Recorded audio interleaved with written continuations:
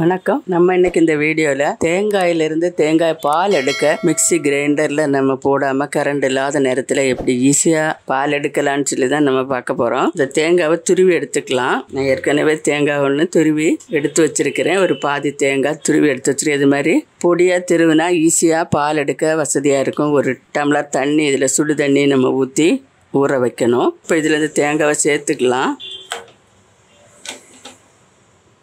ஒரு பாதி தேங்காய் துருவினது. இது மாதிரி பொடியாக துருவினா தான் நல்ல பால் எடுக்க ஈஸியாக இருக்கும்.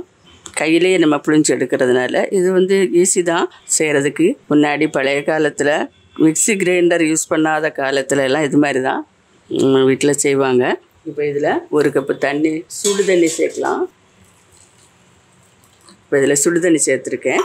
இது ஒரு 10 நிமிஷம் அப்படி இருக்கட்டும். நல்லா ஊறும், பால்லாம் நல்லா அந்த தண்ணியில் இறங்கும். அதுக்கு பிறகு நம்ம பிழிஞ்சு எடுக்கணும். இப்போ இது சூடாறிட்டு இதை கையாலேயே நல்லா பிசைஞ்சு விட்டுடலாம். நல்லா பால் நல்லா இறங்கிரும்.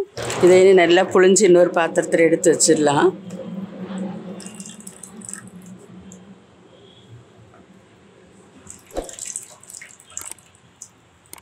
நம்ம மிக்சியில் போடலாம்னு நினச்சி யோசிச்சுட்டு இருக்கும்போது கரண்ட்டு போயிட்டுனா ஐயோ என்ன செய்யன்னு தோணும். அந்த நேரத்தில் நம்ம இந்த மாதிரி யூஸ் பண்ணிக்கலாம். இது ரொம்ப யூஸ்ஃபுல்லாக இருக்கும். இது நம்ம பெரியவங்க செய்தது தான். இப்போ யாரும் அதை யோசிக்கிறது இல்லை. இப்போ இதை நல்ல வடிகட்டி எடுத்துக்குவோம். இப்போ இந்த வடிகட்டி எடுத்துருக்கேன். இதில் துணியை போட்டுடலாம். இதில் இந்த பாலை ஊற்றிடலாம்.